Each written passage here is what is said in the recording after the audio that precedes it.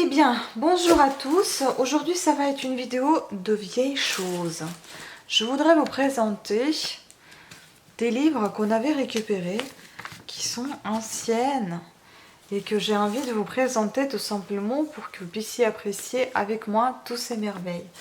Donc on va commencer peut-être par les moins anciens que je viens de voir et que j'avais envie de lire, et je ne sais pas, je les ai mis de côté, donc il faudra que je les lise aussi.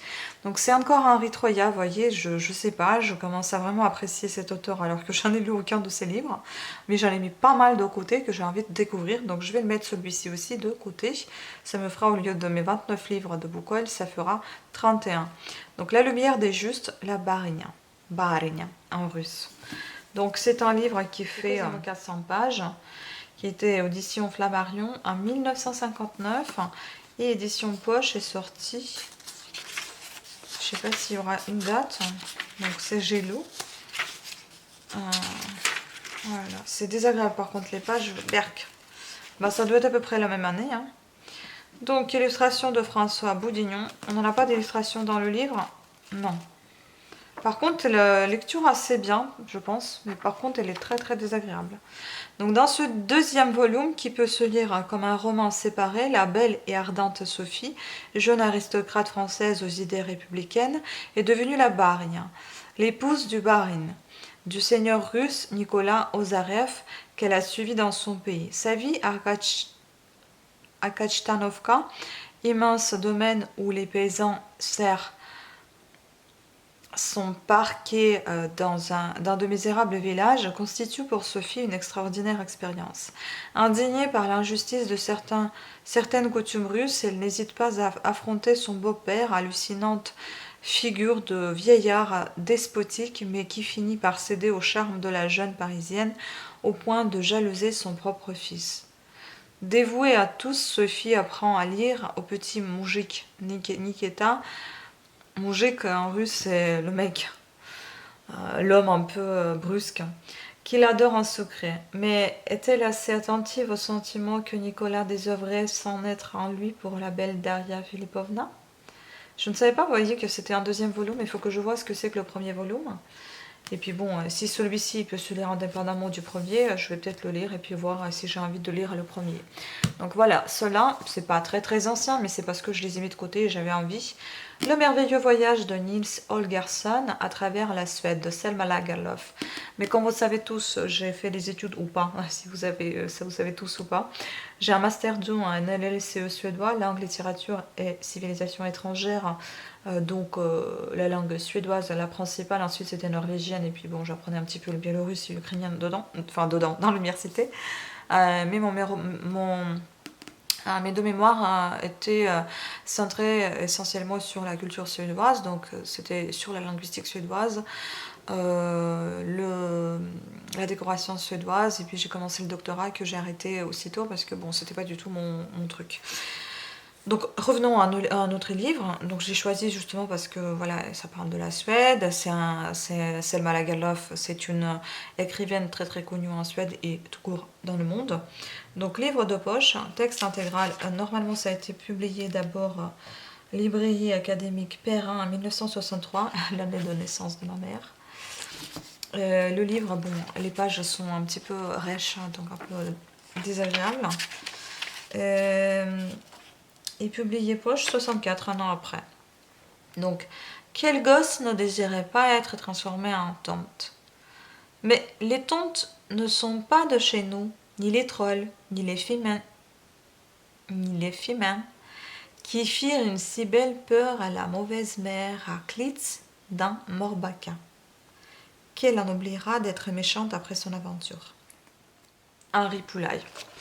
À lire, à voir. Je vous en dirai plus quand je l'aurai lu. Ensuite, on va passer à des livres anciens, vraiment anciens. Donc Goya, d'Antonina Valentin. Goya, édition Albin Michel. Regardez-moi ce merveille. Aussi récupéré, j'ai pas pu m'en empêcher de le garder. J'adore. Ça, je ne sais pas si ça a été collé par quelqu'un ou si ça s'est collé tout seul, j'en sais rien. Je laisse tout comme ça dedans parce que j'adore. En fait, c'est quelqu'un, à mon avis, qui a été passionné par ce bouquin parce qu'il y a plein de découpes de magazines, de journaux dedans. Donc là, vous avez des illustrations. tout au début du livre. Je ne sais pas s'il manque des pages, mais à première vue, comme ça, on dirait pas. Et puis là, ça commence. Bon, on voit ici 1957, je ne sais pas si c'est ça. Et puis là, vous allez voir quelques, vous voyez, des choses qui viennent des magazines, quelques petites choses, ça aussi. C'est sympa, ça. Hein.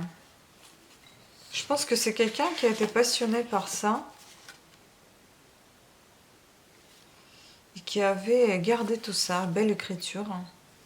Belle écriture. Mais il faut que je lise un peu plus parce que bon, je vois les petites découpages, mais je ne sais pas plus. Hein, parce que je ne l'ouvre pas souvent. C'était une seule fois quand je l'ai trouvé, bah, je l'ai ouvert et je l'ai refermé aussitôt. Je l'ai gardé. Je me dis un jour, il faut que j'épluche ce livre parce que j'adore comment c'est fait. Voilà, ça. Et donc, c'est l'année 1951. Donc, le livre, pour vous dire, eh ben, il a 69 ans. C'est énorme, hein. Il est plutôt bien conservé. Vous voyez, ici, il est cousu. Il n'est pas du tout collé. On voit quand même des écritures au crayon que la personne a fait et des marques. Marque-page également. J'adore. J'adore tous ces extraits comme ça, enfin, tous ces photos. Là, par contre, ça a été collé. J'ai l'impression que ça se décolle, donc il faut faire attention. Voilà, encore quelques petites photos. Vous voyez, encore Goya, Donna Cobos de Porcel, 1806. Enfin bon, je pense qu'il y a un sens de tous ces découpages. Je n'ai jamais lu de Goya, donc il faut que je lise ce bouquin. Voilà, vous voyez, c'est vraiment un livre très très ancien. 70 ans quand même. Hein. Vous imaginez ça? Il faut peut-être le feuilleter un peu plus doucement que moi je le fais. Mais bon, c'est très joli tout ça. Hein.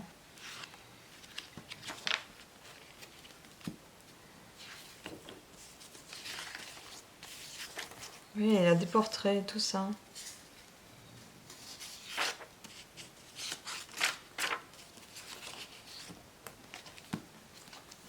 Donc voilà, l'un des plus anciens. Ensuite, pareil, récupérer les orateurs de la Révolution française, classique Larousse, Paris 16e. Est-ce qu'on va avoir une année ici? Je ne suis pas sûre, mais à mon avis, c'est très très ancien également.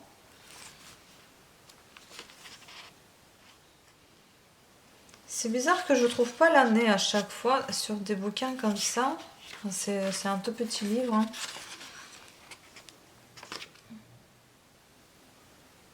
Mais il n'y a pas d'année.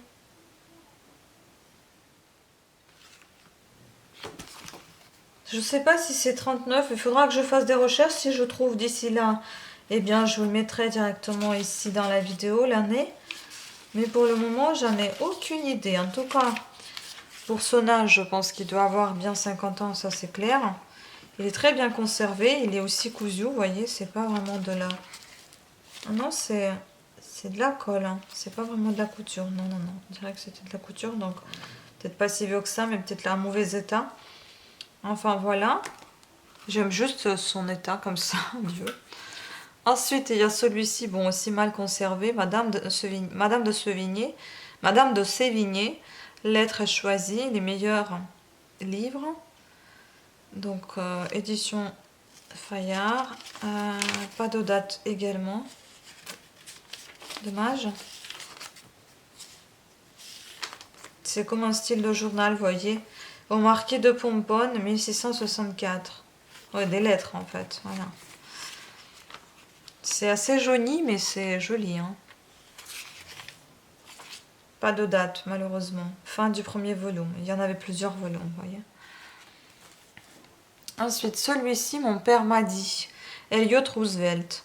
Préface d'Eleanor Roosevelt. Flammarion. 140 francs. Regardez-moi ça. Il est bien, bien ancien.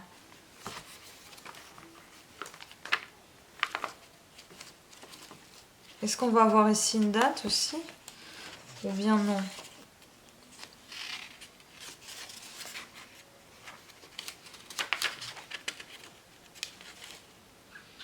fait, rien qu'à feuilleter, déjà, ça fait quelque chose parce que vous tenez quelque chose vraiment de... Je sais pas si c'est rare, mais quelque chose d'ancien. Et ça fait vraiment plaisir. 1947. La vache. Ça, c'est 1947. Donc, grosso modo, 53, 73 ans, si je compte bien. 73 ans, il a ce livre. Oh, bah ça, c'est l'Antiquité. Il me semble l'Antiquité, c'est à partir de 30 ans de vie ou 50 ans, je sais plus. Mais pour moi, je pense que c'est déjà l'Antiquité. Ensuite, celui-ci, c'est nostalgique. Taras Bulba par Nicolas Gogol. Gogol, on dit en russe, mais bon, en français, ça va être Gogol. Collection Grund illustrée, donc série trèfle. Pareil, assez ancien, on voit bien qu'il est bien jaune. Hein. Il y a des jolies illustrations colorées en plus. J'adore. Est-ce qu'on va trouver ici l'année 1947, pareil. Non mais vous vous rendez compte? C'est quand même chouette, non? Et puis il se trouve que le papier, il était jaune à l'époque, je ne sais pas. Il a peut-être sûrement jauni avec le temps, mais il était un peu jaune à l'époque aussi. Je viens de tester les parfums tout à l'heure, ça m'endort, mon Dieu. Mais il n'y a pas que les illustrations colorées, il y a aussi des illustrations, beaucoup d'illustrations en noir et blanc par contre. Peut-être qu'il n'y en a qu'une qui est colorée, enfin en couleur. Ensuite, il ne m'en reste plus que deux. Octave Mirabeau, le journal d'une femme de chambre. J'ai envie de le lire celui-ci, à vrai vous dire. 246e mille. Paris, Bibliothèque Charpentier, 300 francs. Oh, on peut voir l'état également, c'est comme Goya, c'est assez vieux. Hein. Oh là là, quelle année c'est? C'est sûr qu'il y a plein de taches de vieillesse là. Mon Dieu. C'est super sympa. Et là, vous voyez, c'est cousu. On voit la couture là. Ah oui. Je vais faire attention quand même parce que... S'il a aussi 70 ans, mon Dieu. En tout cas, son journal, il était tenu en 1900. Mais de quelle année est ce volume? Si je trouve pareil sur Internet, ah bah non, je vais vous dire, 1948, un an plus tard, donc 71 ans. Non, 72 ans, l'autre est 73, celui-ci 72 ans. Non mais vous imaginez? Tenir un truc qui a 72 ans entre les mains. C'est fou. Et enfin, ah oui, non, c'est pas le dernier, il y en a encore deux. Donc, collection des écrivains illustrés, j'en ai deux de cette collection-là. Il y a Don Quichotte et le Père Goriot. Donc, on va voir de Henri de Balzac, le Père Goriot, nouvelle édition, édition et librairie Henri Béziat, Paris 1er. Voilà comment elle est, tout jaune. Hein. Et donc, il est de quelle année? Est-ce qu'on va le trouver, ça? Et je suppose que ça doit être à peu près de même année parce qu'on a trouvé tout ça devant une maison qui a été vendue, je crois, enfin un truc comme ça, et qui a été démolie, je sais plus. C'était une vieille maison. 1936, les gens. 1936. Je vous mens pas, hein. Alors 1936, allez, comptons. Donc ça fait quoi, 17 ans jusqu'à... Oh là là, non, j'ai pas du tout la tête à calculer, je vais vous dire ça avec la calculatrice. 2020, moins 1936, 84 ans. Là, c'est l'Antiquité. Hein. Oh, la vache. 84 ans, le livre. Mon Dieu. J'aimerais bien voir si les poches vont se conserver autant de temps que ceux-là. Sûrement, hein. Voilà. 84 ans. Et enfin le dernier, donc collection des écrivains illustrés, pareil, Miguel de Cervantes Saavedra, l'Ingénio Hidalgo, Don Quichotte de la Manche, traduit par Florian, tome 1er, édition et librairie Henri Béziat, pareil, Paris 1er. L'état, on voit bien qu'il est pas mal partout déchiré. Et pareil, on va trouver la date ici, je pense que ça va être pareil. Regardez les illustrations, c'est juste génial, j'adore. Et bien ici, est-ce qu'on va voir la date? Il n'y en a pas. Ah mince, celui-ci n'a pas de date. Mais je pense que ça doit être dans la même chose. Hein. Donc, pareil, si je trouve quelque chose, bah, je vous mettrai en ligne. Regardez, les pages, elles sont pas du tout égales. On voit ici. Elles sont pas de la même longueur. Et c'est un livre cousu également. Est-ce qu'il y a d'autres illustrations dedans? Non. Il n'y a pas d'autres illustrations. Mais les pages sont épaisses, elles sont pas très égales. On dirait quelqu'un qui l'a fait à la main, quoi. Vous voyez? Elles sont pas du tout pareilles, les pages. Hein. C'est dingue. Là, celle-là, elle est complètement ensemble. Regardez-moi ça. J'ai jamais vu ça. Pourquoi c'est comme ça? À l'intérieur, il y a de l'écriture. Hein. Là. À l'intérieur, en fait, c'est la suite de table de matière. Et pourquoi il est à l'intérieur? Je comprends pas. En plus, j'ai la date, je crois, d'édition. J'aurais découpé ça au ciseau, moi, franchement. Non, je n'ai pas de date d'édition. Mais c'est vraiment n'importe quoi. Je comprends pas pourquoi c'est fait comme ça. Bon, bah, je pense que ça doit être dans les mêmes dates. Hein. Pareil, 1,36 €. C'est dingue. Voilà, donc j'espère que vous avez apprécié cette vidéo. C'était tout. Vous avez vu toutes les vieilles choses que j'avais à vous présenter. C'est juste génial des livres comme ça. Franchement, des vieux livres comme ça, ça fait plaisir de les voir et de les toucher, de se dire que waouh. Voilà. C'est nos ancêtres qui les ont lus. Donc on a touché à l'histoire. Bah sur ce, écoutez, j'espère que cette vidéo vous a plu, cette petite découverte des anciennes choses, surtout, enfin, anciennes choses, les livres. Bah écoutez, je vous dis à très bientôt, à des prochaines vidéos encombrantes, vous allez voir ça. Gros bisous à toutes et à tous et à très bientôt, ciao.